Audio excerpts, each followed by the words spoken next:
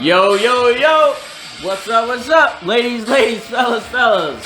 Welcome to Wild Card Weekend. It's a Sunday slate from DFS Rebels. It's your boy, Double D. I'm always here with Twitch. Make sure you smash that like button. Subscribe to us on YouTube. Follow us on Facebook and Twitter. Let's jump right into it. We're talking about the Sunday slate. We're going to be talking about the Cleveland Browns versus Pittsburgh Steelers, the Chicago Bears versus the New Orleans Saints, and the Baltimore Ravens versus the Tennessee Titans. So make sure you join the rebellion.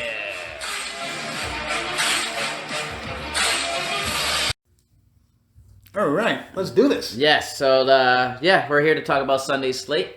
We got 3 games on that day. First up, we got the Cleveland Browns versus the Pittsburgh Steelers. The rematch from last week already. They just played each other. Yep. So the Steelers are a 6-point favorite, and the over/under is 47 points. All right. Big news though. The Cleveland Browns will be without their head coach, Kevin Stefanski. Yep. He has COVID, so they're going to be without their head coach. And also one of their tackles, offensive lineman Joel Benita, is also out. So Joel Benito, one of the offensive linemen. So for the Steelers, they're pretty much healthy. Besides the guys they lost during the season, like Devin Bush and all those guys. But you all know about that. Joe Hayden. Joe Hayden is out. But they've been out. So let's talk about this game. So a rematch of last week, but Big Ben will be back. Yep. So this is their third meeting. Yes. First, let's look at Baker Mayfield, who has a 22-18 touchdown interception ratio. He looked fantastic last week. He's looked good actually the last few weeks. Yeah. Now without the head coach and without an offensive lineman, I'm not on him as much as I was earlier when I was thinking about it.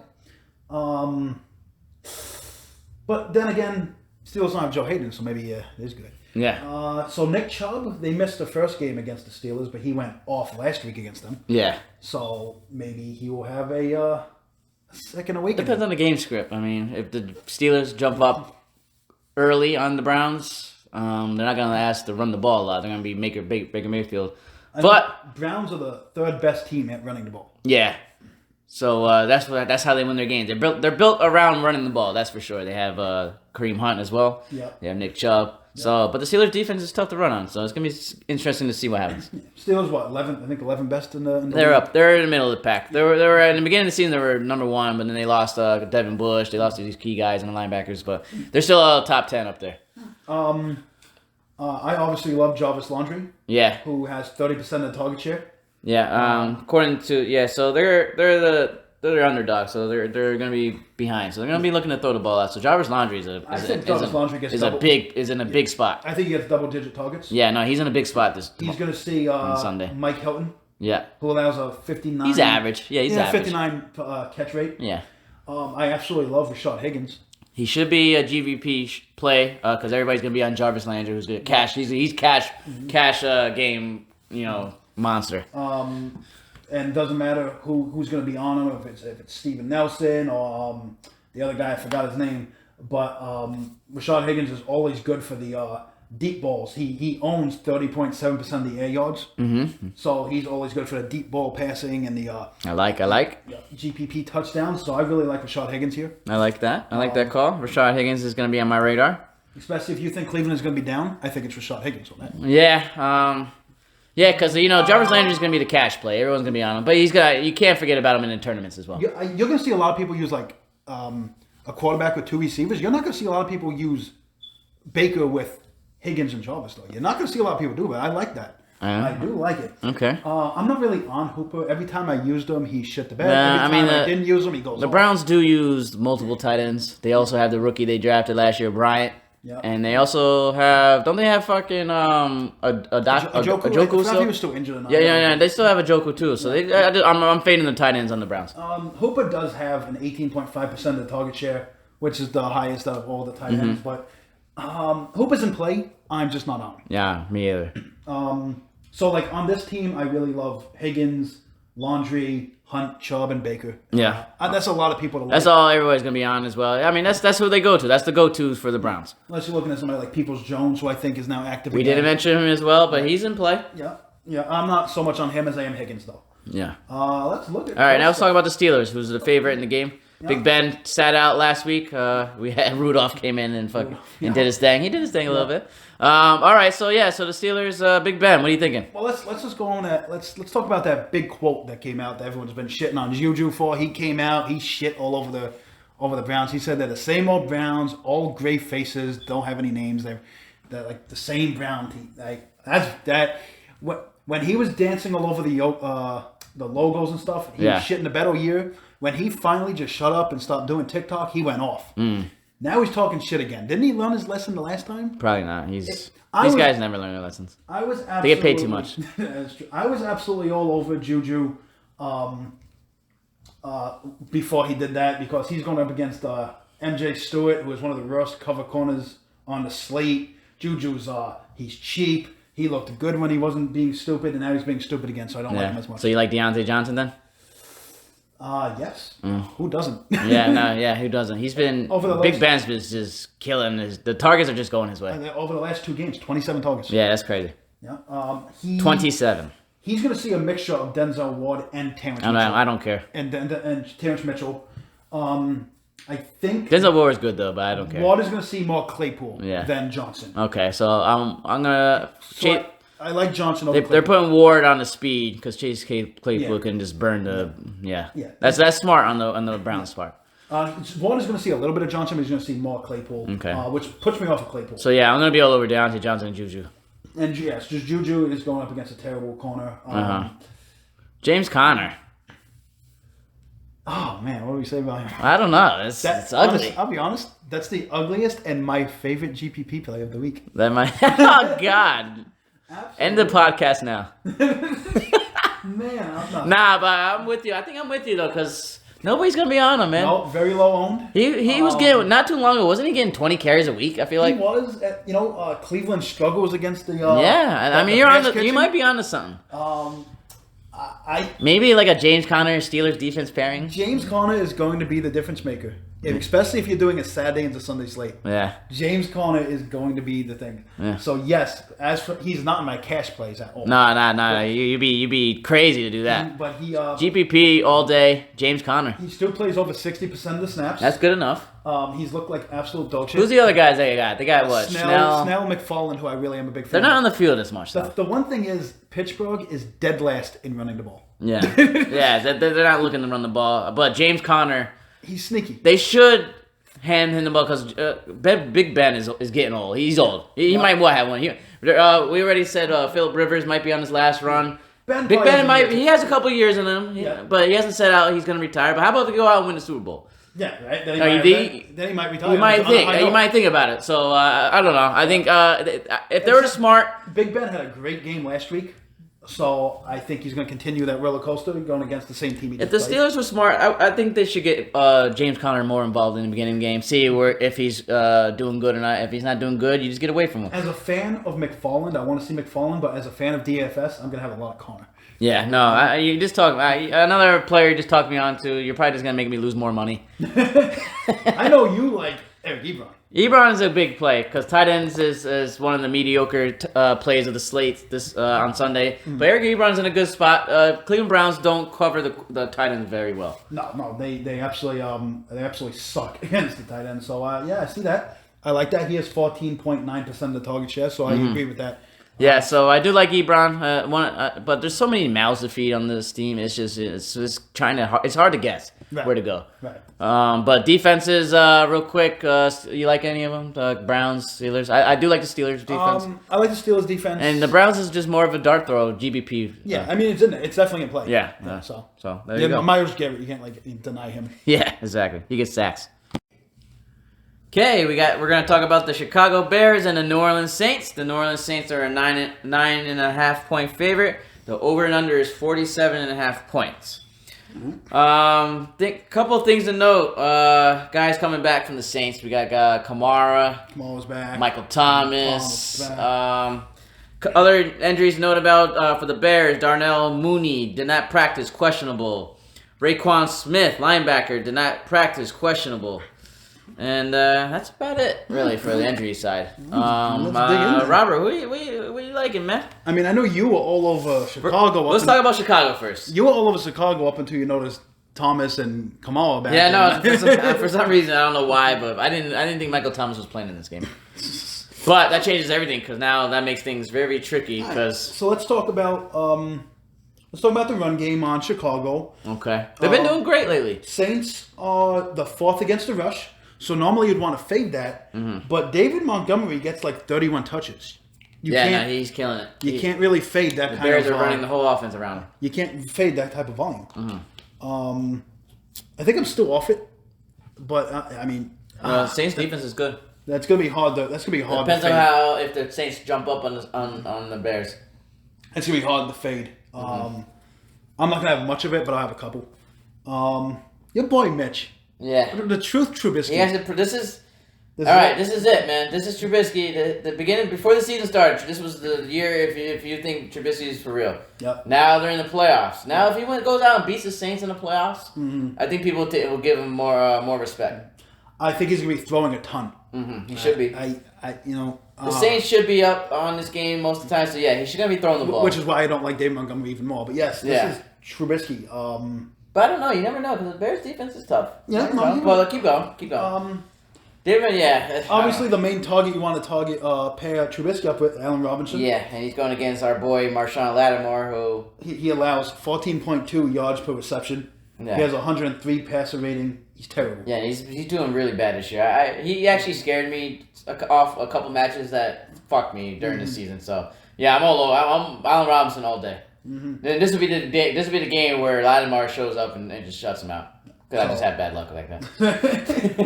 I really wish Allen Robinson had a good. Can you imagine him on like Rodgers throwing to him or something? I wish this guy had a quarterback. I mean, he had Blake Bortles throwing him the ball back in Jacksonville. Now he has Trubisky and Foles. So Allen Robinson's a lock in cash. GPP obviously, yeah. Mooney is what's really interesting because Mooney is going to see Janoris Jenkins, who's a lot better than Lattimore. If Mooney is out, Anthony Miller is going to be seeing Janoris Jenkins. He's going to pick up Mooney's 16.5% target share along with that. My actual target, though, is Cole Kmet. He doesn't play under 70% of the snaps, but what does happen is Jimmy Graham vultures all his touchdowns. Mm-hmm. But I think this is a Cole Kmet game for sure. Okay, I mean, I see where you're going with this. You're going for the GPP play, and Allen Robinson's cash all day. I like the call. It's just hard. It's hard because they play both these guys now. But Cole Kmet doesn't come off the field though. No, he doesn't. The past 2 games, 90%, like you said. Just Jimmy Graham has a 3-1 touchdown lead over Kmet. But I just like Kmet. The rookie's okay. You've been talking me up on some guys in this slate. Yeah. Who are you looking at on this offense? Trubisky. And Allen Robinson. Naked Trubisky or Allen? No, Robinson? you have to pair him up with somebody, and Allen Robinson is the pairing. You just get different elsewhere. Not many people are gonna be on Trubisky, to tell you the truth. Yeah. So that's just being different on his own. The thing is, not only is the Saints 4th best against the rush, they're also 5th best against the pass. Yeah, their defense is good. It's a tough matchup. So, but Trubisky knows this ahead of time, and he knows he's in for a fight. So he's gonna go out there fighting because he is playing for a job next year.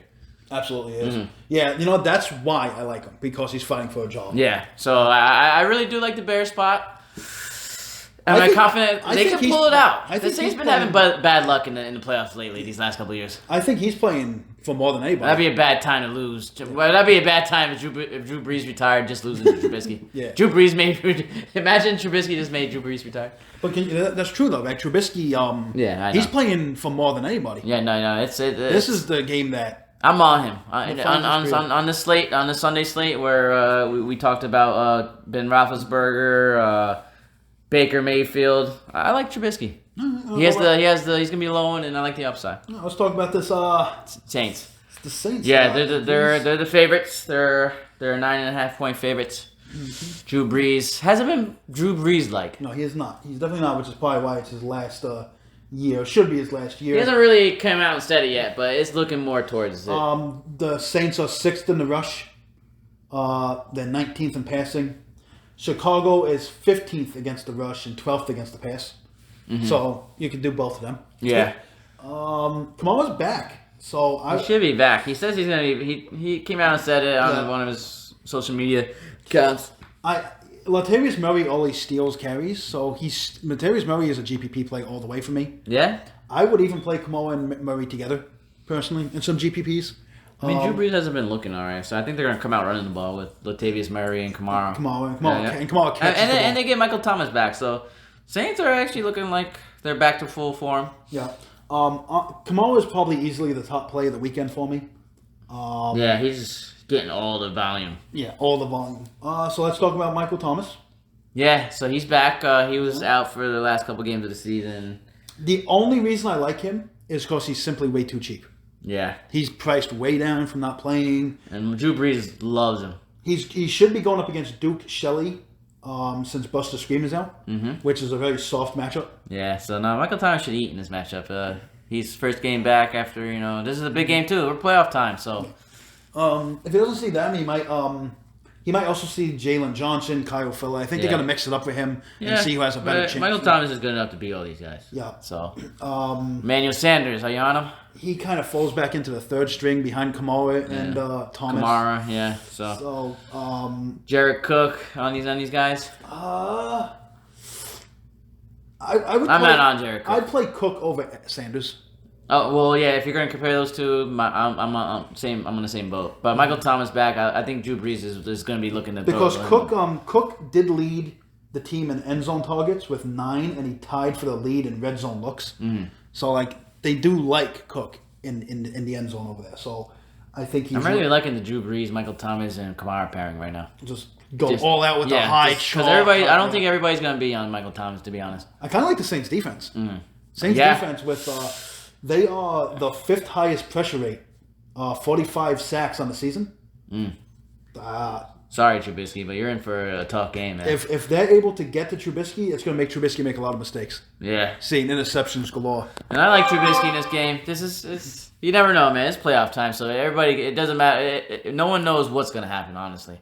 Yeah. And the Saints recently just haven't been having the best of luck in the playoffs. They've been getting screwed by the ref left and right. So you never know what's going to happen. So obviously it's pretty obvious. The obvious plays are Kamara, Thomas, Breeze, but I don't want to just tell you that. I like Cook. With the spread the way it is, 9.5. I'm more leaning on the Bear side. I would take the 9.5. I like the tight ends. It needs to be a close game. I love the tight ends, Cook and Komet. Yeah, okay, all right. So you're gonna play double tight end. I might do a little double tight end. All right. Okay, so we got one last game on the slate. We got the Baltimore Ravens and the Tennessee Titans. The Tennessee Titans are a 3.5 point favorite. The over and under is 54.5. So this is the big dog right here. The big dog. Yeah, this is the big dog game. Injuries. Both teams are pretty much healthy. There's a couple questionable guys, but everybody's gonna be pretty much at near full health. So this is the rematch of last year as well. Yep. Everyone remembers the last year's game. Lamar Jackson choked. Yep, Lamar Jackson choked. Derrick Henry just crushed. Yep. So I know you were saying Lamar Jackson's going to choke again, and you were all over the Tennessee defense. Yeah, I mean, joking around, yes, but I mean, Lamar Jackson has not won a big game yet, so this is the test. It is. So the Tennessee Titans defense is probably the least owned, obviously, of all of them. So I mean, I'm just making a stab. You might have a stab. All right, so making a stab. All right, so let's go after. All right, let's talk about the meat and potatoes. Let's talk about Tennessee real quick. Yes. Obviously, you got to talk about Derrick Henry. The matchup is 12th against the 12th ranked run defense. But it's still Derrick Henry in January, so. Yeah, no, he's just been crushing, and why not stop? Right. Why stop there? Here's my take when we talk about this. If you're going to do a double stack, if you're going to use A.J. Brown and Corey Davis, do not use Henry. If you're going to use Henry, then just use one of the other guys, if you even want to use any of them with Henry. No, it's just hard to predict if Henry's actually going to crush or not. Right.